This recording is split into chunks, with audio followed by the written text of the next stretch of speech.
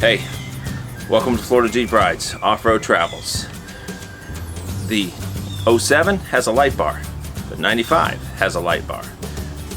Light bars do a lot of whistling and make a lot of noise. They're seldom used. I almost fried my electrical system with the red Jeep on a night ride out at Citrus, where the fuse assembly overheated and started to melt the harness.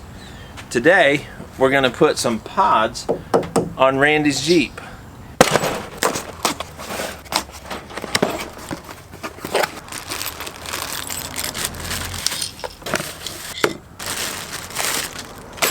Let's get them assembled. That's what's going to actually mount it. Inside the light pod, there's two little bolts. Those are going to take these little Allen bolts. I've already put the pods on. Now we're going to take the light pod itself, place it down on the mount whereabouts we want it.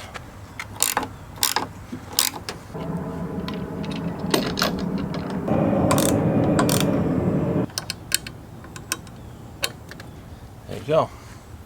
Snug those up if you need to. They you kind of want it tight, but you don't want it so tight that if it gets hit by a branch that it breaks it off. I'd rather have it shift a little bit and straighten it out than deal with a branch hitting it. Next up is the wire assembly.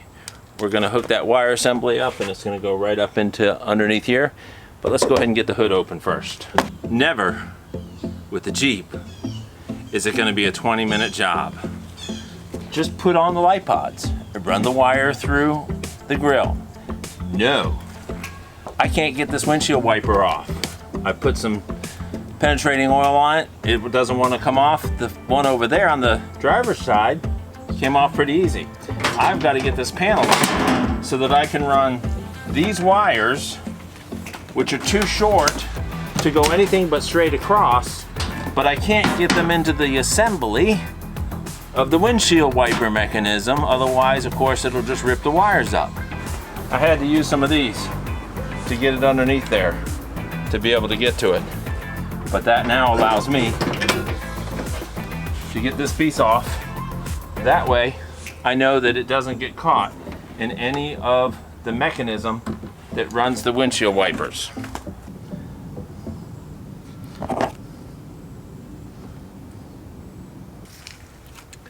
Once they're connected together, then you just take your heat gun and you heat it up.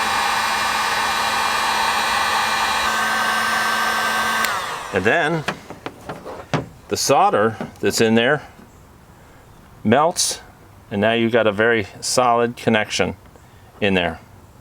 Not going to come apart.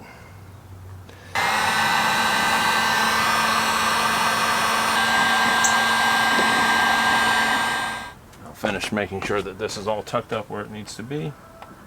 Alright, let's start with this wiring mess. Let's start with mounting the resistor. I'm going to put the resistor right down here on this bolt that is on the side of the tub.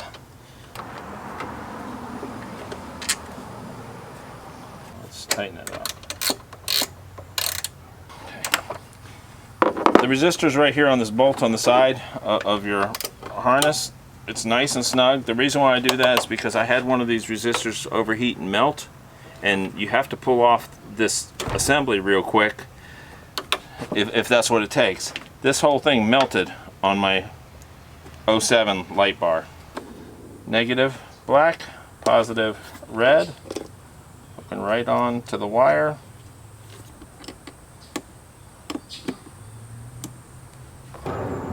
And if everything's wired up right, when we hit this button, we should have light.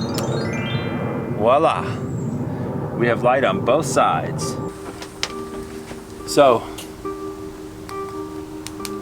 we got one light that's over here, and it's lighting up differently than that. And then when I hit the mode, now one of them's blinking back and forth while one of them's blinking white. There's a solution to sync this up.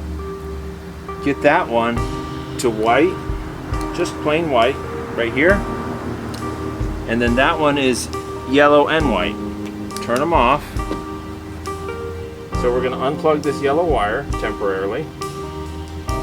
Now we're going to turn them on. And that one's white, and that one's white. Now we're going to turn them off and rehook up this yellow wire over here. And let's see if that fixed it. Both white, both amber, amber and white, blinking, both white, blinking, both amber, both white. I unhooked the yellow wire on the passenger side, turned them on, and then I was able to control the other pod through the yellow wire to get it to the mode until it was matching this one. Once it was matching, I turned them off, rehooked up the yellow wire, and now they are in sync.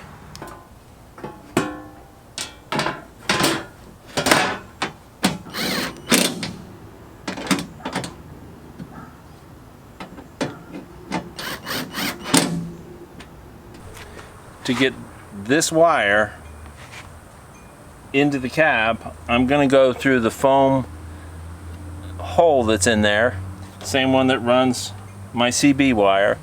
But to do that first, I have to get these wires out of here.